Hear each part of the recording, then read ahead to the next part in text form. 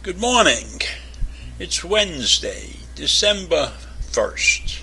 And I know most of us know that this year, this upcoming Supreme Court term, will cover the Roe versus Wade case. And this is because several states, more than several states, have been changing their abortion laws. And so the Supreme Court will be reviewing the cases. And in my opinion, and in the opinion of many experts, the deaths will increase. Because it seems to me that most of the people who are against abortion are worried about the life of the fetus and who determines how old and when that fetus is really alive. But in any event, as I will show you now, many cases end up with the death of the mother too. And it seems to me in these abortion laws, they are not considering the mothers to be. So let me give you some basic facts about abortions and the fact that even though they're legal in many states, the costs are prohibitive for many of the people who need to get an abortion.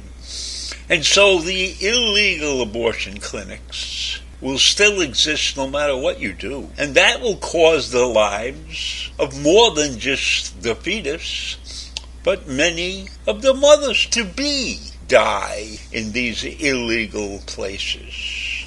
First thing you need to know is that an estimated 1 in 4 pregnancies end in abortion every year. And getting safe and legal abortion is far from guaranteed in many places. So that's one thing you're fighting. That's not going to stop whether you change the law or not. So when you look at abortions worldwide, you find out that the abortion rate is 37 per 1,000 people in countries that prohibit abortions altogether. So 37 out of 1,000 people are not getting legal abortions no matter what you do. And in countries where legal abortion exists, the number is 34 per 1,000 people. So it doesn't matter. People are getting abortions no matter what you try to do. And they're getting abortions for lots of reasons. They didn't want the child in the first place. They were raped. There was incest. There's a whole bunch of reasons. They can't afford another child, right? They're not ready to deal with that. So it's not going away. So now that you've criminalized abortion, that's not going to stop. It's just going to make them less safe.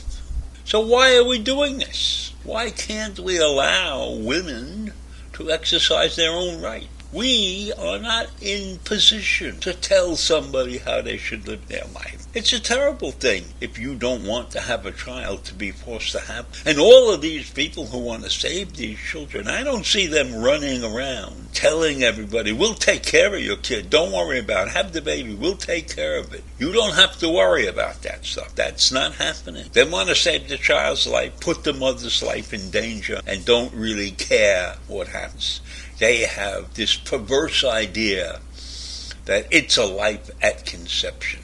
And then nothing is further from the truth. So there's over 25 million unsafe abortions take place every year. And the majority of them take place in developing countries. So who are we to tell a person, a woman, what rights she has, that she cannot do something with some embryo that exists in her body and that she's not willing or can't take care of? And you know the very sad part about these illegal abortions and the deaths that take place? They're all preventable. There's no reason that we can't prevent these deaths if abortions were legal and they're done in a safe place and they're cost effective. They're not priced out of the range of a lot of people, then we could do away with this entire problem. Women would have their rights. It would be safe. We could cut down on the deaths of 2 instead of just the death of 1. So why? Why are we so obstinate? Why are we so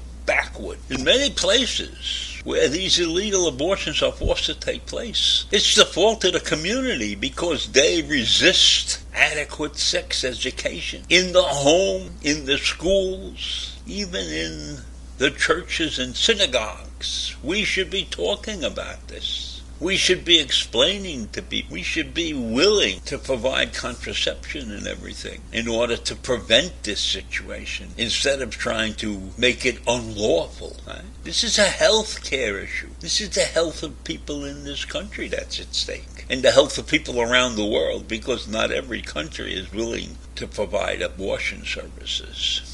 In fact, over 50 countries in the world in the last 25 years have changed their views on legal abortion. And they have made it safe. They have made it easy to get an abortion. Well, not easy, but they do not prohibit it. They provide the services. And in those countries, it's the population. The population of the country has voted overwhelmingly to provide abortion services. And we, a leading nation, supposedly an intelligent leading nation, are instituting laws against it. Shows that we are not really intelligent. And here's a disturbing fact. Because of these laws, you take the medical profession out of providing the services needed for a safe abortion. You're restricting the doctors from doing their jobs. Is that the way you want to raise people? Is that the way you want to make people feel comfortable? Stop their medical professionals from providing services, a healthcare service. This is not a physical healthcare service only. It involves the mental health of the pregnant person. So how do we do this? How do we get around this? What is the Supreme Court going to do? They're going to deal with Roe versus Wade and take this thing away? It's bad enough that we have states that are refusing to provide abortion services under a ridiculous set of rules. Are we becoming a nation like that? I hope not. So when you take a look at this thing in an intelligent way, you recognize that criminalizing abortions is a form of discrimination. You are taking away somebody's human rights. So access, in my mind, to a safe abortion is a matter of human rights. It's the right to select what the rest of your life is going to look like. It's the right to protect the unborn child if they're going to live in an unsafe environment, if the mother doesn't want that child for whatever reason. So it's a human right to make those decisions. And we're supposed to be a country that protects human rights. And we are failing badly in the area of abortions. So that's all I want to say. And let's hope that the Supreme Court makes a proper decision on Roe versus Wade and the Mississippi and Texas cases. I'll see you in the morning. Bye.